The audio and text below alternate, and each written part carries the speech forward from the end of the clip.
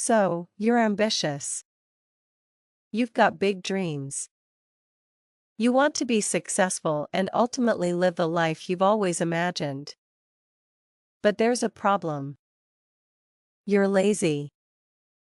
You know exactly what you should be doing, yet you don't do it. This leads to guilt, because deep down, you know you're capable of much more. That guilt begins to pile up, day after day, week after week, month after month, until it turns into quiet acceptance. You convince yourself that maybe this is just who you are. Then, a new year rolls around, and with it, the same goals from last year. You start off strong, fueled by motivation and maybe a little delusion. But before long, procrastination creeps back in, like that one relative who always shows up uninvited. Slowly but surely, it takes over. Your days become filled with mindless distractions, and eventually, you label yourself as just a lazy person. But here's the truth, you're not lazy. You're stuck in a cycle. And like any cycle, it can be broken. The internet is full of productivity hacks and advice: delete social media, remove distractions, build habits, and so on. These might help in the short term, but they often miss the real issue.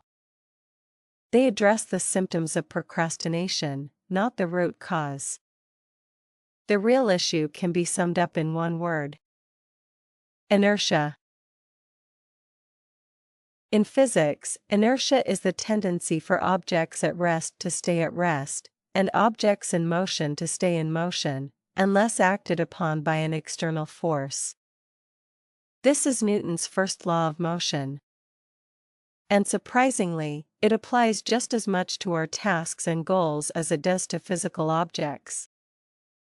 Getting started on anything, no matter how small, requires an initial push. But in our minds, we make that push so big and overwhelming that we avoid the task entirely. Instead, we escape into cheap dopamine-driven activities like scrolling through our phones or binge-watching shows. So, how do we break inertia? There are two simple but powerful techniques. 1. Lower the stakes, take the smallest possible step. The hardest part is starting. So make it ridiculously easy. Instead of saying, "I need to write a 5,000-word essay," say, "I'll just write 50 words." That small step breaks the inertia. It's manageable. It doesn't require a surge of willpower or discipline. And often, once you start, you'll end up writing far more. 2. Use the 2-minute rule. If a task feels overwhelming, just commit to doing it for 2 minutes. That's it. Tell yourself you can stop after that. For example, don't feel like cleaning your room? Put on your favorite song and clean for just the length of that song.